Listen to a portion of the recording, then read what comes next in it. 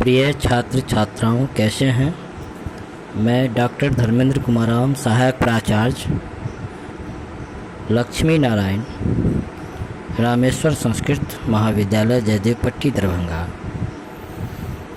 मैं पुनः online teaching के माध्यम से आज मैं शास्त्री द्वितीय खंड के छात्र छात्राओं के लिए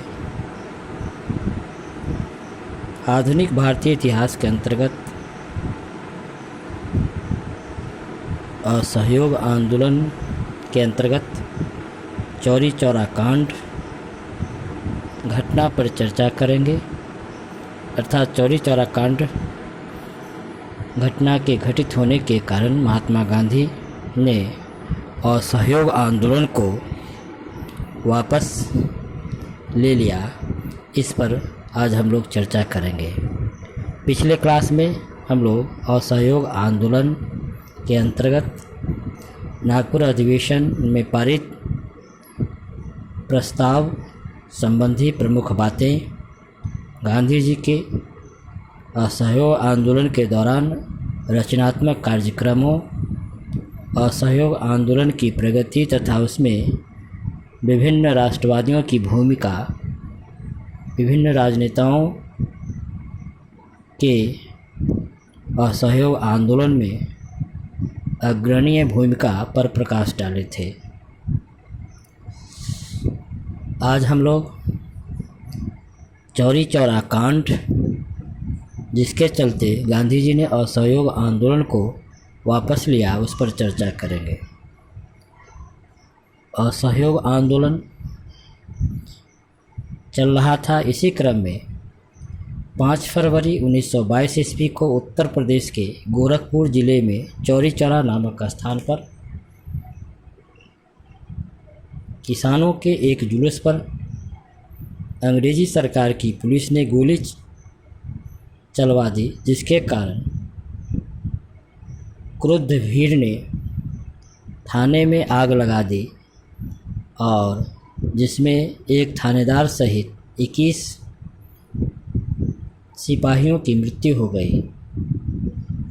इस घटना से गांधी जी को बहुत आहत हुआ, दुख पहुंचा और उन्हें यह भय सताने लगा कि जन उत्साह और जोश के इस वातावरण में असहयोग आंदोलन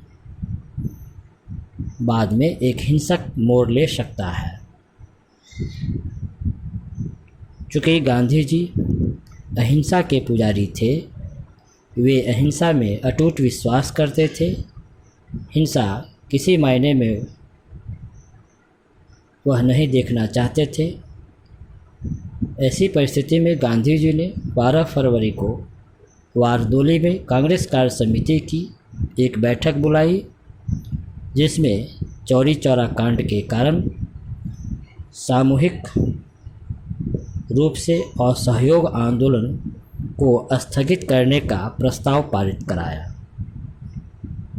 प्रस्ताव में रचनात्मक कार्यक्रमों पर जोर दिया गया, जिसमें कांग्रेस के लगभग 1 करोड़ सदस्य भर्ती कराना, चरखे का अत्यधिक प्रचार प्रसार करना, राष्ट्रीय विद्यालयों की स्थापना, शराब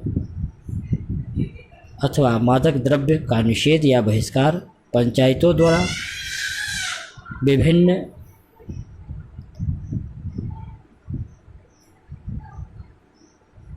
झगड़ों विवादों को निपटारा करना इत्यादि शामिल थे।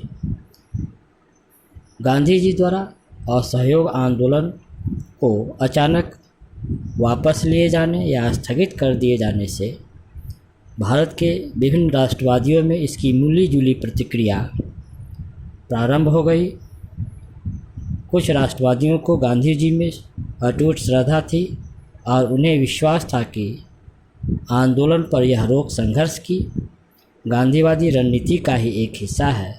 वहीं दूसरी ओर अन्य राष्ट्रवादियों ने असहयोग आंदोलन रोके जाने का निर्णय का कड़ा विरोध किया,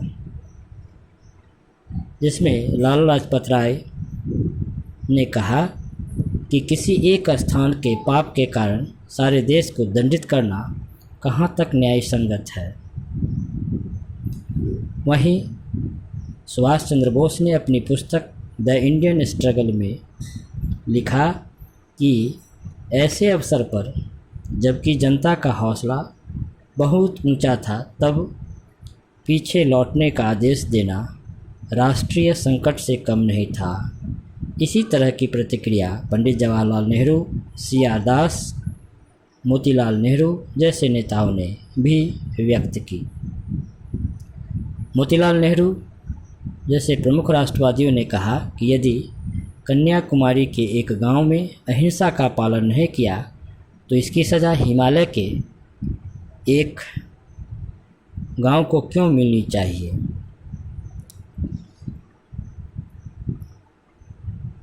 इन सब विरोधों के बावजूद जनता एवं नेतागण दोनों को गांधी जी में आस्था थी और सार्वजनिक रूप से उनके आदेश का उल्लंघन नहीं करना चाहते थे।